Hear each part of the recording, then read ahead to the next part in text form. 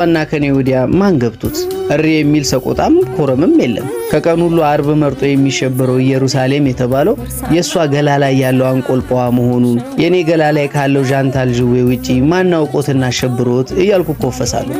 ታዲያ ይሄን ጊዜ ነበረ መሳቸውን ከጠላና ካረቄ ውጪ ማውጣት ላልቻሉት እሷን ብለው ለተኮለኮሉት ደንበኞቿ የጠጣው ጠላና አረቄ ድፍረት ሰጥቶኝ ከተቀመጥኩበት ተነስቼ መናገር የጀመርኩት።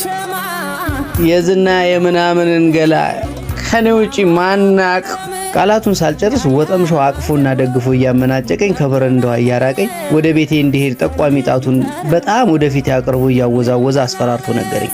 ጣቱን በነከስኩት ኖሮ ስል ተመኘው።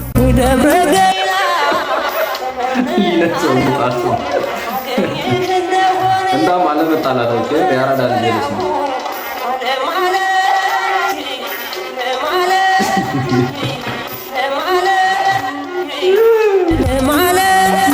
የቀረኝ የጥያቄ ምልክት ተቀጽላ ያለበት አንድ ቃል ብቻ ነበር፣ የሚያውቅ የሚለው።